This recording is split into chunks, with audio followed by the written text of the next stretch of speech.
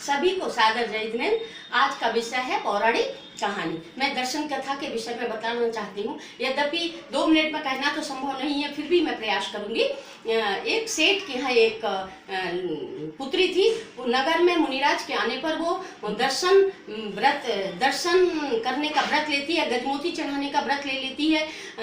उसके घर में तो चलता रहता है, परंतु जैसे ही वो ससुराल जाती है वहाँ उसका यह व्रत 3 दिन तक वह भूखी रहती है। व्रत चलना संभव नहीं होता है। जब उसके ससुर को यह पता चलता है तो वो उसके इंतजाम करते हैं और उसे गजमोती चढ़ाने के लिए दे देते हैं। माली मंदिर जी में से गजमोती उठा करके जाकर के राजा को भेंट कर देता है। लेकिन राजा के यहाँ 2 रानी होने के कारण एक रानी को गजमोती प्राप्त होते हैं, दूसरे को नहीं। दूसरी रानी गुस्सा होने पर राजा ढिढोरा पिटवाता है कि किसने गजमोती चढ़ाए हैं, उसको मेरे पास लाया जाए। लेकिन जब सेठ को यह पता चलता है तो वो तुरंत ही अपनी बहू और बेटे को वहां से नगर से बाहर निकाल देते हैं।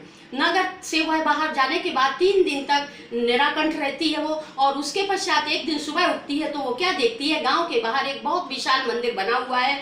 और वो सोचती है कि मंदिर तो है, श्री जी तो है, परंतु क्या हमें गजमोती प्राप्त होंगे। लेकिन जैसे ही वो मंदिर के निकट जाती है तो देखती है कि आसपास गजमोतियों के ढेर लगे हुए हैं। वह उठाती है गजमोती, चढ़ाती है, पूजन करती है, आकर के रसोई बनाती है और खाना खाती है। लेकिन वो गजमोती उठा करके जो लड़का है वो राजा के यहाँ देता है, क्योंकि उसके लिए भी कुछ बाहर रहने के बाद में कुछ काम की जरूरत थी। राजा उसे जब गजमोती वो उसे भेंट करता है राजा को, तो उसे अपने यहाँ नौकरी पर रख लेता है। नौकरी पर रखने के बाद वो उसे एक विशाल मंदिर का निर्माण करने के लिए कहता है।